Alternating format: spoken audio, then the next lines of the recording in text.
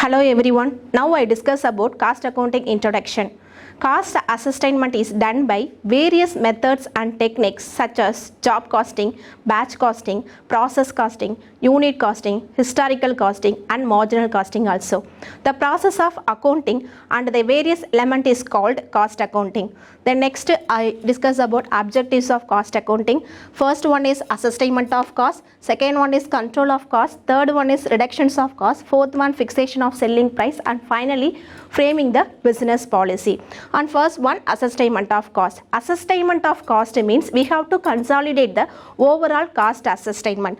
Overall cost assessment means in the previous classifications, data analysis and consolidate to the overall cost elements. The second one is control of cost. A basic function of cost accounting is control of the cost. Control of the cost means in every organization they have to follow various sectors. The various sectors they have to consolidate our overall cost elements and which are compared with the actual performance of variable and fixed costs also. The next one is reduction of cost. It is helpful to management cost reduction through various budgetary control, standard control and labor control and overhead control also. The next one is fixation of selling price. The price of a product consists of total cost. The cost accounting provide detailed information about the product. Then only they have to fix the fixation of selling price. The next one is framing business policy. Cost accounting helps to strive the management to provide the business policies and regulations relevant to that. The next one is that every cost accounting prepare the statement that is called as the cost sheet. The cost sheet include direct material, direct labor, direct expenses. This is called as the prime cost. Then another one segment is factory overheads. Factory overheads include factory rent, factory man salary, rent, rates, furnitures, etc. Then next overheads, administrative overheads. Administrative overheads including office salaries, office man salaries, office rent, rate.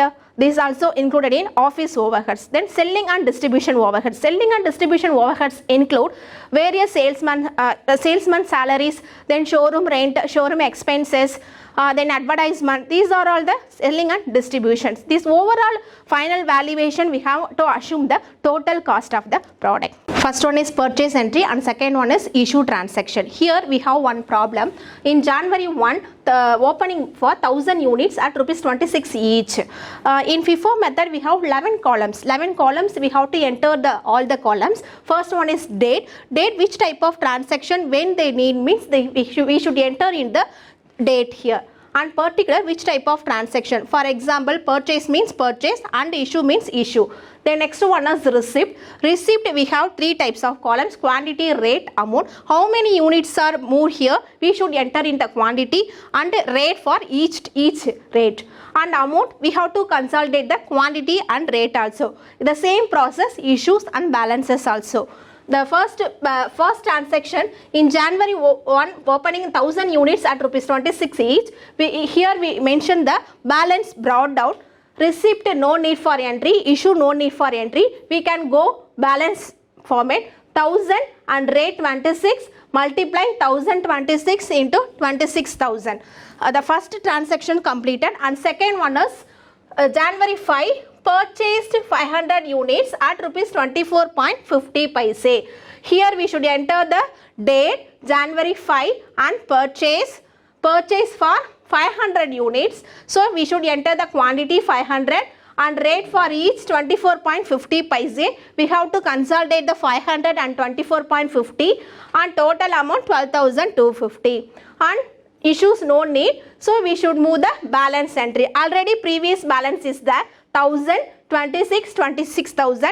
We have to consolidate the next column also 1000, 26,000 and now the purchase entry 500, 24.50, 12,250. That second transaction is completed. Then move on to next one.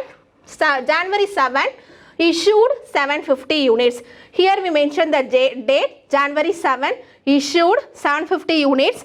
No need for receipt entry. We can move in issue 750. Here we can take this method is materials issues for first in first out method. First in first out method, we should focus on our balancing in first value. For first value means here 1500 is balance, in our issue value 750 only. So we should minus 1000 value, 1000 minus 750, here automatically comes under the 250 and 26 rupees. Consolidate the total amount 6500. Okay, the next one is January 10, purchase 1500 units at rupees 24 each. Here mention the date and purchase 1500 and rate of 24 and multiply the 1500 and 24 in 36,000 for amount. No need for entry the issues entry, and finally we can go in balance. Already we here three types of balance, 500, 250. Now here mention the 1500 for purchase entry, 1500, 24,000 and 36,000 for amount. The next one is January 15, purchased 1000 units at rupees 25 each. January 15, purchased 1000 for receipt entry, 25 for rate, and consolidate the amount 25,000. Here we need we already put the three types of entries in the balance entry. Here the 1000, 25,000 also transfer here.